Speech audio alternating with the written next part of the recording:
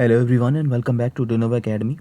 आज की क्लास में हम मिनिमम वेजेस एक्ट जो कि कोड ऑन वेजेस की सबस्यूम्ड हुई एक और एक्ट है उसके बारे में पढ़ेंगे और इसे हम दो पार्ट्स में कंप्लीट करेंगे। तो ये इसका पहला पार्ट है। शुरू करते हैं। मिनिमम वेजेस एक्ट फोर्स में आई थी 15 मार्च 1948 को और इस एक्ट की बेसिक फ़िलॉसफी जो है वो सुप्रीम कोर्ट ने उनिचोई वर्सेस स्टेट ऑफ केरला में डिफ़ाइन की हुई है। ओके। अब केसेस इस एग्ज़ाम के लिए थोड़े बहुत इंपॉर्टेंट हो सकते हैं क्योंकि कभी कभी इससे क्वेश्चंस आ जाते हैं। जैसे 2025 में भी एक बैंगलोर का एक केस पूछा गया था। ओके, सो इंपॉर्टेंट केसेस मैं हर एक्ट में इंक्लूड करूँगा। नाउ मिनिमम वेजेस एक्ट, जैसा कि इसका नाम है, मिनिमम रेट ऑफ वेजेस को फिक्स करने के लिए बनाया गया था शेड्यूल एम्प्लॉयमेंट्स में। अब ये शेड्यूल एम्प्लॉयमेंट्स क्या होते हैं? इस एक्ट में एक शेड्यूल है, उसमें दो पार्ट्स हैं और उसमें कुछ एम्प्लॉयमेंट्स बताए गए हैं, ठीक है, और उन्हें ही शेड्यूल्ड एम्प्लॉयमेंट्स कहा गया है। ठीक है, ये एक्ट पूरे इंडिया में लागू होती है। अब इसके main objectives prevention of exploitation है। सबसे पहला तो ऐसे वर्कर्स जिन्हें कम वेजेस पर काम करवाया जाता है, जिनसे यानी कि उन्हें जो मिनिमम वेजेस जो गवर्नमेंट ऑफ इंडिया ने फिक्स किए हुए हैं वो तक नहीं मिल रहे, उनके प्रोटेक्शन के लिए, उनका एक्सप्लॉयटेशन को बचाने के लिए इस एक्ट को लाया गया है। Secondly, minimum livelihood at least guarantee की जा सके उन वर्कर्स के लिए। Fixing and revising wage rates, यानी कि इस एक्ट के तहत हर 5 साल के बाद गवर्नमेंट जो मिनिमम वेजेस फिक्स किए हुए हैं उसे रिव्यू और रिवाइज करेगी। ठीक है, जो हर 5 साल में ऑलमोस्ट बढ़ते ही हैं। ठीक है, और ये अनऑर्गेनाइज सेक्टर के वर्कर्स के लिए एक सेफ्टी नेट का भी काम करती है, जिनके पास लीगली कोई बार्गेनिंग पावर्स नहीं है। ठीक है, इस एक्ट के तहत अब जो नए कोड्स आए हुए हैं उसमें गिग वर्कर्स, प्लेटफॉर्म वर्कर्स, इनकी भी बात की गई है, तो अब उनके पास एक लेजिस्लेटिव पावर है। ठीक है, तो ये हैं इसके ऑब्जेक्टिव्स। नाउ डेफिनेशंस की बात करें तो इसमें एडोलेसेंट कौन है? जिसने 14 साल की उम्र कंप्लीट कर ली है लेकिन 18 की नहीं की है, यानी कि 14 से 18 के बीच का जो भी होगा उसे एडोलेसेंट कहा जाएगा। एडल्ट कौन होगा? जिसने 18 साल कंप्लीट कर लिए हैं उसे एडल्ट कहा जाएगा। अप्रोप्रिएट गवर्नमेंट, पिछली एक्ट में भी हमने पढ़ा था, जो ऑयल फील्ड है, माइंस हैं, पोर्ट हैं, इन सभी के लिए सेंट्रल गवर्नमेंट को अप्रोप्रिएट गवर्नमेंट माना जाएगा और ऑल अदर केसेस में स्टेट गवर्नमेंट को अप्रोप्रिएट गवर्नमेंट माना जाएगा। अब चाइल्ड कौन होगा? देखिए, ऐसा बच्चा जिसने 14 साल की उम्र कंप्लीट नहीं की है उसे चाइल्ड कहा जाएगा। ठीक है, तो बेसिकली समझें तो 14 साल से कम का जो होगा वो है चाइल्ड।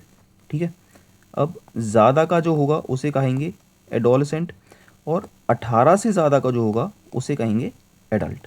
ठीक है, 14 से कम चाइल्ड, 14 से ज़्यादा लेकिन 18 से कम एडोलसेंट और 18 से ज़्यादा अडल्ट। अब कॉम्पिटेंट अथॉरिटी कौन होगी? ऐसी अथॉरिटी जिसे अप्रोप्रिएट गवर्नमेंट ऑफिशियल नोटिफिकेशन के जरिए अपॉइंट करती है और ये कॉम्पिटेंट अथॉरिटी जो होगी यही डिटरमाइन करेगी कि cost of living index number क्या होगा टाइम टू टाइम। यही अथॉरिटी जो होगी डिटरमाइन करती है ऑफिशियल नोटिफिकेशन के जरिए। अब ये cost of living index number क्या होता है? देखो, आसान भाषा में समझते हैं।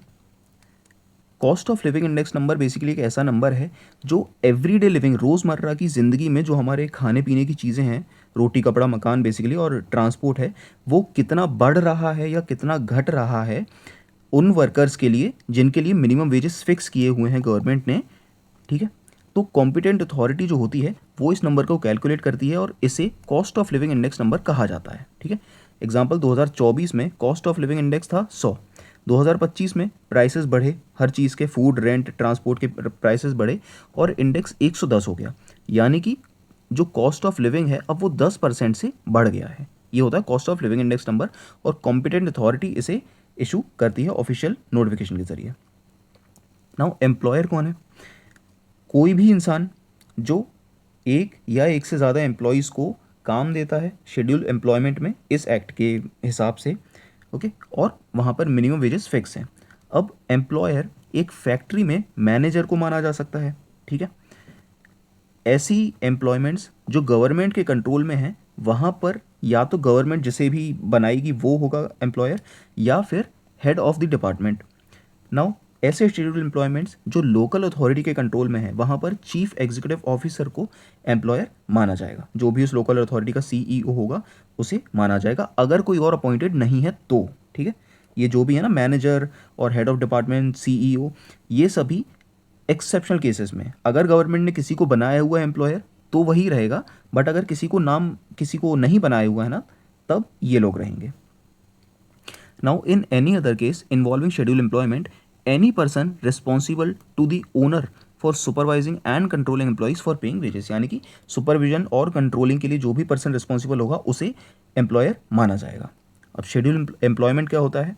इस एक्ट के शेड्यूल में जो भी एम्प्लॉयमेंट्स लिस्टेड हैं उन्हें शेड्यूल एम्प्लॉयमेंट माना जाएगा, बस। ठीक है।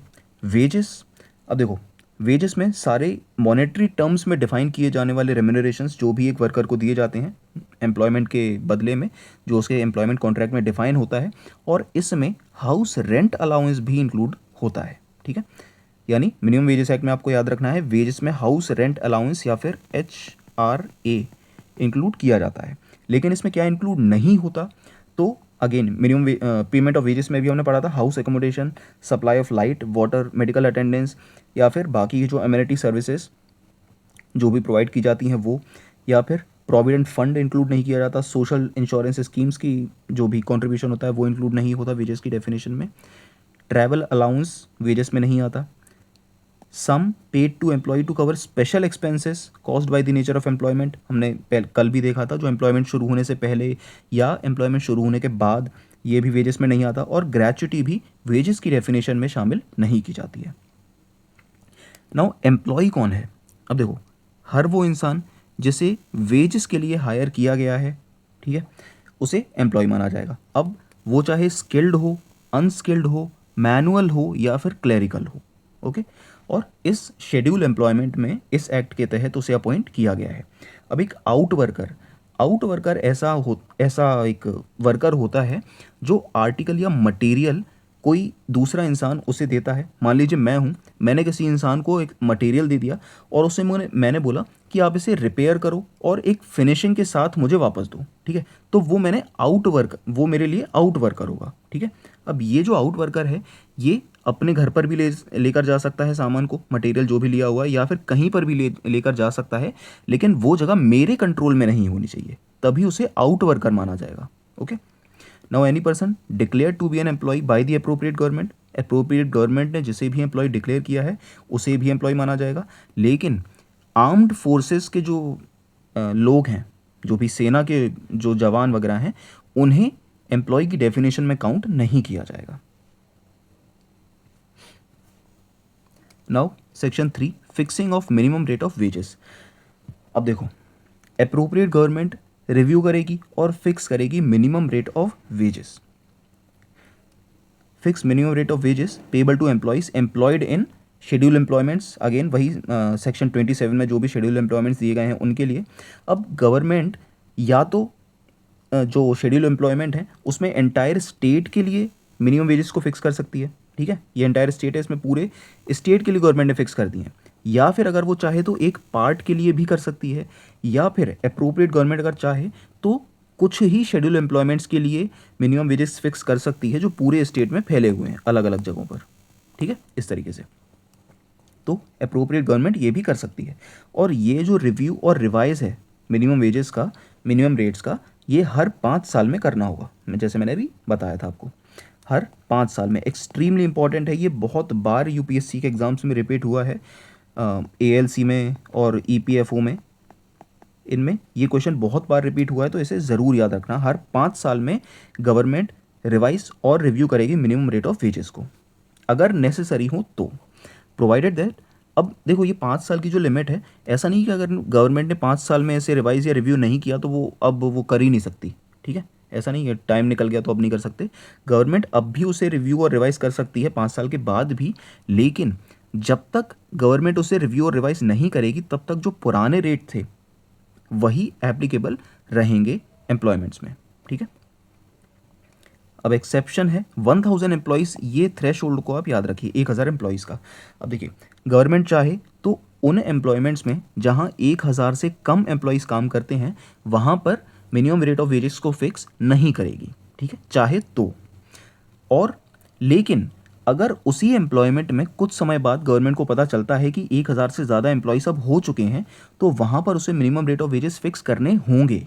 ठीक है, ये ज़रूरी होगा, must fix the minimum rate of wages to those employees as soon as possible after such finding. ठीक है, तो ये 1000 एम्प्लॉयज़ का भी थ्रेश होल्ड याद ज़रूर रखना। Now type of minimum rate of wages क्या क्या होंगे? सबसे पहले तो मिनिमम टाइम रेट होगा, यानी समय के हिसाब से पेमेंट मिलेगा, यानी 1 घंटे के हिसाब से या 1 दिन के हिसाब से, इस तरीके से। मिनिमम पीस रेट यानी कि पर पीस जो भी आप प्रोडक्शन कर रहे हैं उसके बेसिस पर आपको जो मिनिमम वेज है वो मिलेगा। ओके, समझ गया ना? जैसे मान लीजिए एक कपड़े की फैक्ट्री है फॉर एग्जांपल, तो वहाँ पर आपको एक शर्ट बनाने के 10 रुपये मिलते हैं, तो पीस वर्क के हिसाब से आपका मिनिमम वेज होगा। नाउ गारंटीड टाइम रेट, ये है इंपॉर्टेंट, एग्जाम में आया भी हुआ है पहले। गारंटीड टाइम रेट बेसिकली ऐसा मिनिमम रेट है जो पीस वर्क पर जो भी एम्प्लॉयज़ अपॉइंटेड हैं उनके लिए बनाया गया है, और ये इंश्योर करता है कि पीस वर्क पर काम करने वाले एम्प्लॉय को एटलीस्ट इतना वेज मिल जाए कि वो टाइम बेस्ड एम्प्लॉय के बराबर हो सके, इक्विवेलेंट हो सके। ठीक है, क्योंकि कई बार ऐसा हो सकता है कि पीस रेट पर एम्प्लॉय को कम वेजेस मिल रहे हैं, लेकिन काम वो उतना ही कर रहा है, वो अपना पूरा दिन दे रहा है, लेकिन फिर भी उसे इतने वेजेस नहीं मिल पा रहे जितने टाइम बेस्ड वाले को मिलते हैं, है ना? तो गारंटीड टाइम रेट यही इंश्योर करता है कि पीस वर्क वाले को भी equivalent of time based minimum wage मिल सके। ओवर टाइम रेट क्या होता है? मिनिमम रेट जो चाहे टाइम हो या पीस रेट पर हो, जो अप्लाई होता है नॉर्मल मिनिमम रेट के बाद, यानी कि नॉर्मल जो भी, मान लीजिए आपका एक टारगेट है, मान लीजिए आपका दिन है, ठीक है, आपने एक दिन में 8 घंटे काम करना है, ठीक है, मिनिमम ये आपका टाइम है। अब अगर इसके बाद आप काम करते हैं, ये आपके नॉर्मल वर्क आवर्स हो गए, इसके बाद अगर आप काम करते हैं तो वो ओवर टाइम में काउंट किया जाएगा। अब देखिए, इस एक्ट में एक्सप्लिसिटली ऐसा डिफाइन नहीं है कि ओवर टाइम रेट कितना होना चाहिए, ठीक है, लेकिन कई स्टेट्स ने सेपरेट अमेंडमेंट्स की हुई हैं। For example in new Delhi की जो अमेंडमेंट है उसमें डबल होगा, यानी जो भी ओवर टाइम होगा वो डबल मिलेगा आपको नॉर्मल रेट ऑफ वेजेस से। Now effect of pending industrial disputes और अवार्ड्स, देखिए इसका सीधा सीधा मतलब यही है, इंडस्ट्रियल डिस्प्यूट्स एक्ट 1947 में ना ट्रिब्यूनल्स और नेशनल ट्रिब्यूनल्स, इंडस्ट्रियल ट्रिब्यूनल्स और नेशनल ट्रिब्यूनल्स अपॉइंट की जाती हैं। अब उनके समक्ष अगर कोई केस पेंडिंग है तो, या फिर कोई ऐसा अवार्ड ऑपरेशन में है जो उस ट्रिब्यूनल ने सुनाया हुआ है, ठीक है, या फिर कोई ऐसा डिस्प्यूट है जो अभी पेंडिंग है कुछ एम्प्लॉयज़ के लिए, तो मिनिमम वेजेस जो भी गवर्नमेंट ने अभी फिक्स किए हैं या रिवाइज किए हैं ना, वो उन एम्प्लॉयज़ पर एप्लीकेबल नहीं होंगे, shall not apply to those employees जो इस डिस्प्यूट की पार्टी हैं। ठीक है, इस डिस्प्यूट का जो भी हिस्सा है ना, जो एम्प्लॉयज़, उन पर ये जो रिवाइज्ड फिक्स वेजेस हैं, मिनिमम वेजेस हैं, ये एप्लीकेबल नहीं होंगे। ठीक है, या तो जब तक प्रोसीडिंग चल रही है तब तक, या फिर अवार्ड ऑपरेशन में है तब तक। Now if notification is issued during the period and award is in operation, new rates shell not apply during that period. ठीक है, नोटिफिकेशन भी अगर रिलीज किया जाता है तो नए रेट्स जो होंगे वो अप्लाई नहीं होंगे उस पीरियड में, क्योंकि अवार्ड जो इंडस्ट्रियल ट्रिब्यूनल दिया हुआ है, नेशनल ट्रिब्यूनल ने दिया हुआ है, वो अभी ऑपरेशन में है। नाउ फ्लेक्सिबिलिटी इन फिक्सिंग और रिवाइजिंग मिनिमम रेट्स, अब देखो गवर्नमेंट चाहे तो अलग अलग एम्प्लॉयमेंट्स के लिए, अलग अलग क्लासेस ऑफ वर्क के लिए अलग मिनिमम रेट फिक्स कर सकती है। अब ये कौन कौन सी क्लासेस होंगी? सबसे पहले तो शेड्यूल एम्प्लॉयमेंट्स के लिए अलग मिनिमम रेट्स फिक्स कर सकती है government. Different classes of work with in the same schedule employment, एक ही शेड्यूल एम्प्लॉयमेंट है लेकिन उसमें क्लासेस अलग अलग हैं वर्क की, ठीक है, तो उनके लिए भी सेपरेट मिनिमम रेट फिक्स कर सकती है। एज के बेसिस पर भी कर सकती है, ठीक है, जैसे एडल्ट्स, एडोलसेंट चिल्ड्रन के लिए या फिर अप्रेंटिस के लिए अलग मिनिमम रेट्स फिक्स कर सकती है, और लोकेलिटीज़ के बेसिस पर भी अलग मिनिमम वेजेस फिक्स कर सकती है गवर्नमेंट। और ये जो भी मिनिमम वेजेस फिक्स होंगे, इनका एक वेज पीरियड होगा, और वो वेज पीरियड या तो आवर के बेसिस पर होगा, ठीक है, 1 घंटे के हिसाब से, या फिर एक दिन के हिसाब से, या फिर महीने के हिसाब से। अब इस एक्ट में ना वीकली मेंशन नहीं है, मेंशन नहीं है कहीं भी, ठीक है, या फिर by such other large wage period as may be prescribed. Now ये जो वेज पीरियड है, अगर ये पेमेंट ऑफ वेजेस एक्ट, जिसमें हमने पढ़ा था कि कोई भी वेज पीरियड 1 महीने से ज़्यादा का नहीं होगा, अगर उसके मतलब पेमेंट ऑफ वेजेस के एक्ट के हिसाब से वेज पीरियड ऑलरेडी फिक्स किया हुआ है, तो फिर उसके हिसाब से ही माना जाएगा। ठीक है। Now wage rates are fixed by day month, तो जो मैनर ऑफ कैलकुलेटिंग वेजेस होगा उसे भी इंडिकेट करना होगा गवर्नमेंट को, ठीक है।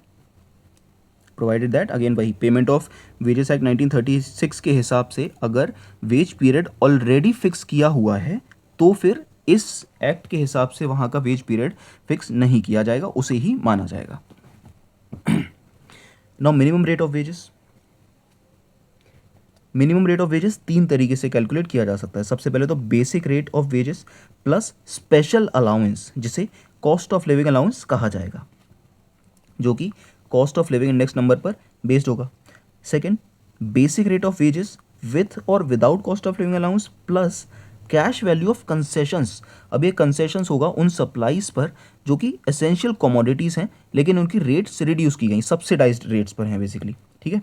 और तीसरा एक ऑल इंक्लूसिव रेट, जिसमें ये सभी आ जाएंगे, बेसिक रेट भी आ जाएगा, कॉस्ट ऑफ लिविंग अलाउंस भी आ जाएगा और कैश वैल्यू ऑफ कंसेशंस भी आ जाएगा अगर एप्लीकेबल है तो ये तीन चीज़ें याद रखनी है आपको। तीन में से बेसिकली बेसिक रेट याद रखनी है, कॉस्ट ऑफ लिविंग अलाउंस और कैश वैल्यू ऑफ कंसेशंस। अब जो भी computation of cost of living allowance होगा या कैश वैल्यू ऑफ कंसेशंस होगा उसे कॉम्पिटेंट अथॉरिटी कंप्यूट करेगी, कैलकुलेट करेगी समय समय पर, ठीक है। और अप्रोप्रिएट गवर्नमेंट जो होगी वो उसे नोटिफाई करेगी। Now section 5, procedure for fixing and revising minimum wages. अब देखो मिनिमम वेजेस जो होंगे वो दो मेथड से फिक्स किए जा सकते हैं। सबसे पहला है कमिटी मेथड। अप्रोप्रिएट गवर्नमेंट जो होगी ना वो चाहे तो कमिटी, सब कमिटीज़ या फिर जितनी भी कमिटीज़ की उसे ज़रूरत लगती है उतनी अपॉइंट कर सकती है इस पर्पज़ के लिए, ठीक है, यानी रिवीजन ऑफ वेजेस के लिए। सेकंड है नोटिफिकेशन मेथड। अप्रोप्रिएट गवर्नमेंट एक नोटिफिकेशन रिलीज करेगी अपने ऑफिशियल गजट में उन लोगों के लिए जो इस फैसले से यानी वेज रिवीजन और फिक्सिंग से अफेक्ट होंगे, बेसिकली वर्कर्स, एम्प्लॉयज़ और एम्प्लॉयर्स जो होंगे उनके लिए। और इसमें इस नोटिफिकेशन में एक डेट भी फिक्स की जाएगी। अब वो डेट 2 महीने से कम की नहीं होनी चाहिए, ठीक है, कि प्रपोजल को कंसीडर किया जाएगा इस डेट को। लेकिन वो डेट ऐसा नहीं कि फॉर एग्जांपल मान लीजिए 31 जनवरी को गवर्नमेंट ने नोटिफिकेशन रिलीज़ किया तो फिर अब मार्च ख़त्म होने से पहले पहले की कोई भी डेट नहीं होगी। मार्च ख़त्म होने के बाद यानी अप्रैल में ही गवर्नमेंट चाहे तो डेट या अप्रैल के बाद ही कोई डेट फिक्स कर सकती है कि हम इस तारीख को इस नोटिफिकेशन को कंसीडर करेंगे। अब इस नोटिफिकेशन के लिए गवर्नमेंट को एडवाइजरी बोर्ड से भी कंसल्ट करना होगा, ठीक है। नाउ फाइनल फिक्सेशन जो होगा रिवीजन आफ्टर कंसीडरेशन, इस नोटिफिकेशन मेथड में जो कंसीडर कर लिया, अब उसके बाद फाइनल फिक्सेशन कैसे होगा, after considering the advice of committee और सब कमिटीज अपॉइंटेड, ठीक है, all representations received before the date specified in the notification issued. यानी दोनों ही मेथड से, कमिटी मेथड भी हो गई और नोटिफिकेशन मेथड भी हो गया। कमिटीज़ की जो भी एडवाइस थी वो भी आ गई और जिन भी लोगों को इफेक्ट हो रहा था इस मिनिमम वेज के फिक्स होने से उनके भी रिप्रेजेंटेशंस आ गए, ठीक है। Now appropriate government shall by notification in the official gazette fix और revise the minimum rate of wages in respect to each schedule employment. अब गवर्नमेंट चाहे तो नोटिफिकेशन के जरिए जो मिनिमम रेट ऑफ वेजेस होगी उसे रिवाइज और फिक्स कर सकती है शेड्यूल एम्प्लॉयमेंट के लिए। अब देखो गवर्नमेंट ने minimum rate of wages fix कर दिए लेकिन ये फोर्स में कब से आएंगे, ये कैसे डिसाइड होगा। अगर गवर्नमेंट ने कोई डेट फिक्स नहीं की है अब तक तो फिर नोटिफिकेशन रिलीज होने वाली डेट से 3 महीने ख़त्म होने के बाद ये नोटिफिकेशन अपने आप फोर्स में आ जाएगा, ठीक है। और ये 3 महीने बहुत ही इंपॉर्टेंट पीरियड है, इसे ज़रूर याद रखना, PYQs में आया हुआ है ये। Now advisory board. अब देखो एडवाइजरी बोर्ड अप्रोप्रिएट गवर्नमेंट द्वारा अपॉइंट किया जाएगा और इसके फंक्शंस क्या क्या होंगे, दो कामों के लिए इसे अपॉइंट किया जाएगा। सबसे पहले तो कमिटीज़ और सब कमिटीज़ के काम में कोऑर्डिनेट करने के लिए और अप्रोप्रिएट गवर्नमेंट को एडवाइस करने के लिए इन fixing and revising minimum rate of wages. यानी गवर्नमेंट जो मिनिमम रेट ऑफ वेजेस को फिक्स कर रही है, रिवाइज कर रही है, उसमें एडवाइस करने के लिए भी एडवाइजरी बोर्ड को अपॉइंट किया जाएगा। अब एडवाइजरी बोर्ड में पहला आता है central advisory board. Central advisory board central government appoint करती है, ठीक है, और काम इसका हम ऑलरेडी देख चुके हैं। Advising the central and state governments. अब ऐसा नहीं कि सेंट्रल एडवाइजरी बोर्ड है तो सिर्फ सेंट्रल गवर्नमेंट को ही एडवाइस करेगा, नहीं, दोनों ही गवर्नमेंट्स को, सेंट्रल और स्टेट गवर्नमेंट्स दोनों को ही ये एडवाइस करेगा। किस चीज़ में एडवाइस करेगा? वही मिनिमम रेट ऑफ वेजेस को फिक्स और रिवाइज करने में, एंड एडवाइजरी बोर्ड के काम में कोऑर्डिनेट करने के लिए भी। अब इसके मेंबर्स कौन कौन होंगे? सबसे पहले तो पर्सन्स जो एम्प्लॉयज़ को रिप्रेजेंट कर रहे हैं, ऐसे पर्सन्स जो एम्प्लॉयज़ को भी रिप्रेजेंट कर रहे हैं, और हमेशा जितनी भी ऐसे कमिटीज़ या बोर्ड्स बनाए जाएंगे उसमें एम्प्लॉयर्स और एम्प्लॉयज़ की जो नंबर होगा, संख्या जो होगी, वो हमेशा इक्वल रहेगी। अब इस बोर्ड में इंडिपेंडेंट पर्सन्स को भी अपॉइंट किया जाता है जो 1/3 से ज़्यादा नहीं होने चाहिए, ठीक है। यानी जो भी टोटल मेंबरशिप है इस बोर्ड की, उसका 1/3 जो मेंबर्स होंगे वो इंडिपेंडेंट पर्सन्स होंगे, लेकिन उससे ज़्यादा नहीं। और इन्हीं इंडिपेंडेंट पर्सन में से एक इंसान को चेयरमैन बना दिया जाएगा, ठीक है। जैसे अगेन सेंट्रल गवर्नमेंट ही अपॉइंट करेगी क्योंकि सेंट्रल एडवाइजरी बोर्ड। अब आते हैं कमिटीज़, सब कमिटीज़ और एडवाइजरी बोर्ड पे। अब देखो, अप्रोप्रिएट गवर्नमेंट जो होगी वो कमिटीज़, सब कमिटीज़ और एडवाइजरी बोर्ड्स को अपॉइंट करेगी, ठीक है। अब इनकी जो मेंबरशिप होगी वो एग्जैक्ट सेम है जो अभी हमने सेंट्रल एडवाइजरी बोर्ड की देखी थी। डिफरेंस सिर्फ इतना है कि इन्हें अप्रोप्रिएट गवर्नमेंट डोमिनेट करती है, ठीक है। पर्सन रिप्रेजेंटिंग एम्प्लॉयर्स इन schedule employments, person representing employees इन शेड्यूल एम्प्लॉयमेंट्स, दोनों का इक्वल नंबर होगा। और इंडिपेंडेंट पर्सन्स अगेन 1/3 से ज़्यादा नहीं होंगे टोटल नंबर ऑफ मेंबर्स के, और इन्हीं इंडिपेंडेंट मेंबर्स में से एक को चेयरमैन बना दिया जाएगा। और ये अपॉइंट कौन करेगा? Appropriate government. Central advisory board में कौन अपॉइंट कर रहा था? सेंट्रल गवर्नमेंट, ठीक है। अब देखो, जो मिनिमम वेजेस गवर्नमेंट फिक्स करती है वो ऑफिशियल नोटिफिकेशन के जरिए रिलीज़ कर रही है ऑफिशियल गजट में अपने, है ना। अब पॉसिबल है कि ये इसमें कोई एरर आ सकता है, कोई मिस्टेक हो सकती है, क्योंकि इसे इंसान ही बना रहे हैं, है ना। तो इसमें जो भी मिस्टेक होगी उसे गवर्नमेंट अब अगेन एक ऑफिशियल गजट में नोटिफिकेशन के ज़रिए ही पब्लिश करके बताएगी और उसे ठीक करेगी। अब ये मिस्टेक्स जो हैं वो क्लैरिकल मिस्टेक भी हो सकती है, यानी टाइपिंग राइटिंग एरर भी हो सकता है, कोई कैलकुलेशन एरर भी हो सकता है, या फिर एक्सीडेंटल स्लिप या ओमिशन हो सकता है, भूल गए कुछ लिखना, या फिर किसी भी तरीके का कोई एरर हो सकता है। और जैसे ही इस करेक्शन का नोटिफिकेशन गवर्नमेंट रिलीज़ करेगी तो उसे एडवाइजरी बोर्ड को इन्फॉर्म करना ज़रूरी होगा, ठीक है। It shall be placed before the advisory board for information. Okay, this section allows appropriate government to correct mistakes in orders that fix or revise minimum wages at any time by publishing a notification in the official gazette, ठीक है। तो ये है correction of errors. तो ये थी आज की क्लास, और ये मिनिमम वेजेस एक्ट 1948 का पार्ट 1 है। सेकंड पार्ट अगली क्लास में हम पढ़ेंगे, और उसमें ही जो प्रीवियस ईयर क्वेश्चंस हैं, जिसमें यूपीएससी ईपीएफओ एग्ज़ाम और एएलसी एग्ज़ाम के भी प्रीवियस ईयर क्वेश्चंस लिखे हुए हैं, तो वो बहुत ही इंपॉर्टेंट है आपके लिए, इस एग्ज़ाम के लिए, ठीक है। तो मिलते हैं अगली क्लास में, तब तक के लिए गुड बाय।